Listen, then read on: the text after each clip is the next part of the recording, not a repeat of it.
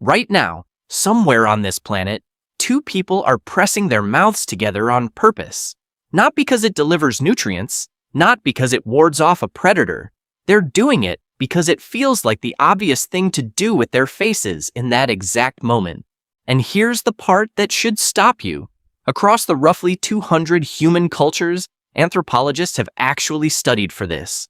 A little over half never developed anything resembling a romantic kiss. Not never discovered fire, not never invented the wheel, never kissed. So before you assume this is some ancient built-in instinct, wired into us since we were sleeping in caves, you need to hear the real story. And it involves baby food, spit, genetics, ancient India, Roman lawyers, and a medieval plague that quietly rewrote a religious ritual. Here's where it actually starts. If you tried to explain this to an alien with zero context, here's what you'd actually be describing. Two humans deliberately colliding the wettest part of their face with the wettest part of someone else's face, exchanging fluid and calling the whole thing romance. Out loud, it sounds like a public health violation. In practice, it's Tuesday night for half the planet. Here's the thing nobody tells you about kissing. It is not a human universal. In 2015, anthropologists Justin Garcia and William Jankowiak examined 168 cultures across the historical and ethnographic record, specifically searching for evidence of the romantic or sexual kiss, mouth on mouth, for pleasure or bonding, not as a greeting. Only 46% of those cultures showed any documented evidence of it, less than half. Entire societies across parts of sub-Saharan Africa, Melanesia, and the Amazon had no romantic kissing tradition at all before contact with outside cultures, despite having rich, elaborate rituals for practically everything else. Marriage, death, coming of age, war, mouth-to-mouth contact as affection simply wasn't in the toolkit, which means the thing you probably assumed was as basic and automatic as breathing is actually a habit that some humans invented and others never bothered with. So if it's not automatic, where did it come from? Look at our closest relatives first. Bonobos kiss, open-mouthed, tongue included, and not briefly. Chimpanzees do it too, usually after a fight, as a reconciliation gesture. Primatologists have documented this for decades, and it looks, uncomfortably, exactly like what you're picturing, which tells us something important.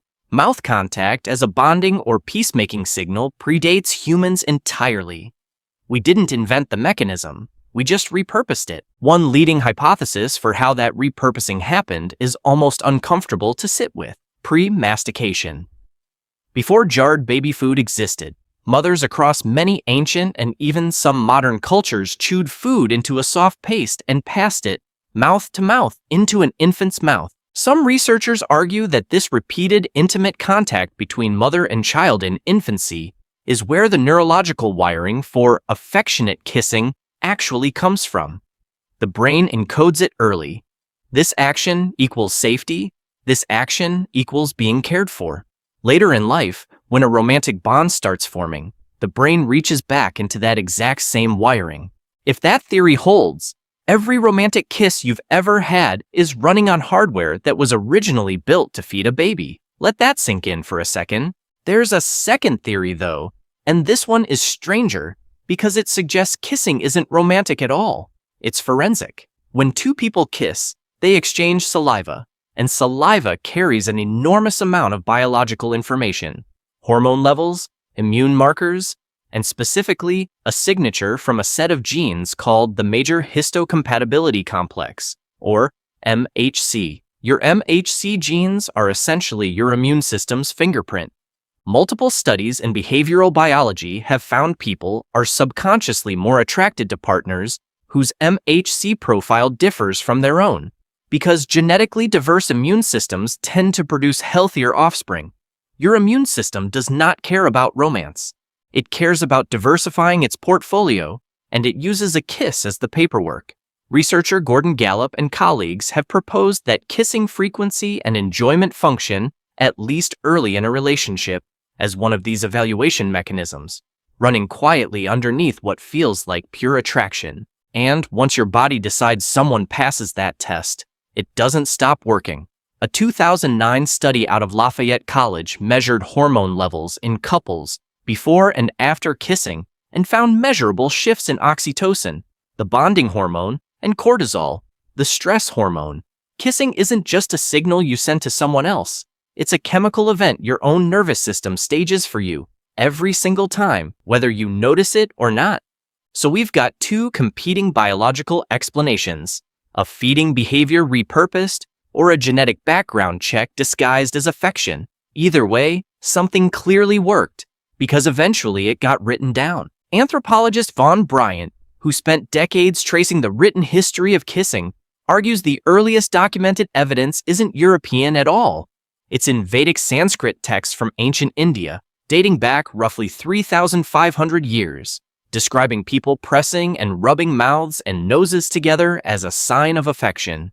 Descriptions closer to actual romantic mouth kissing show up later in Indian literature, and Bryant's theory is that the practice may have then spread westward, possibly carried along Alexander the Great's campaigns into the Persian and Mediterranean world around 326 BCE. If he's right, the modern romantic kiss might have a specific geographic point of origin and a specific historical delivery vehicle that carried it into the culture that eventually exported it to most of the planet. And once it reached Rome, the Romans did something extremely Roman with it.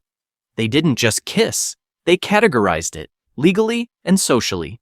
Latin had 3 separate words depending on the relationship: osculum, a kiss on the cheek between friends or family; basium, a kiss between lovers; and savium, a deeply passionate kiss reserved for considerably more private moments.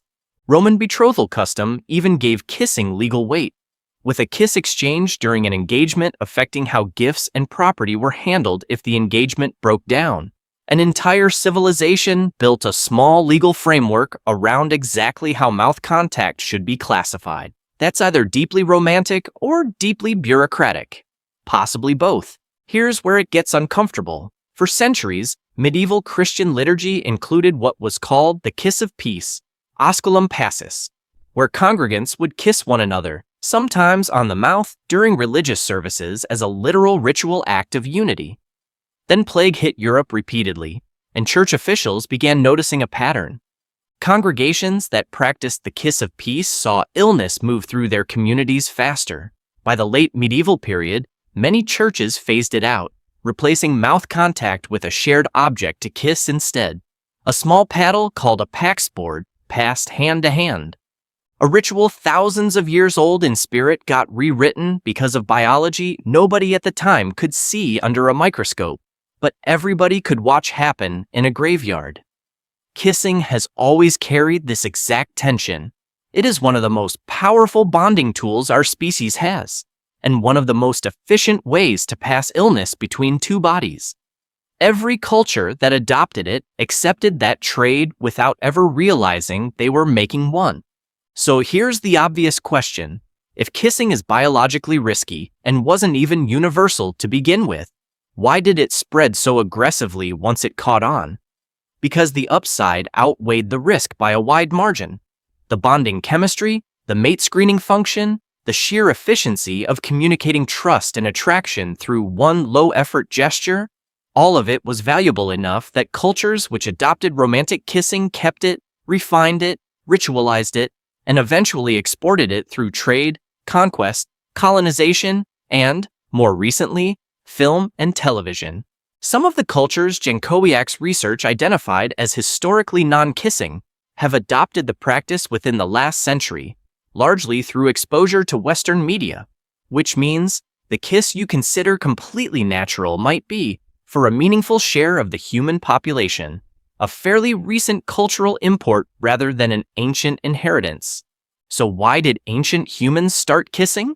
The honest answer braids together at least 3 separate threads: a primate bonding behavior we inherited rather than invented, a feeding ritual between mother and infant that may have rewired our brains toward mouth contact as safety, and a biological screening system running underneath all of it, checking immune compatibility through spit and quietly calling the result love. None of that makes it less real. If anything, it makes it more remarkable, because the moment that felt completely spontaneous to you was actually built on machinery millions of years old, field-tested across bonobos and mothers and Roman lawyers and medieval priests terrified of the plague. The next time you kiss someone, understand what's actually happening underneath it. You are running an ancient primate reconciliation gesture, repurposed from feeding an infant, screened by genes you cannot see, and chemically rewarded by a nervous system that has been quietly perfecting this exact trick for far longer than written history has existed. Bonobos were doing a version of it before we were a species.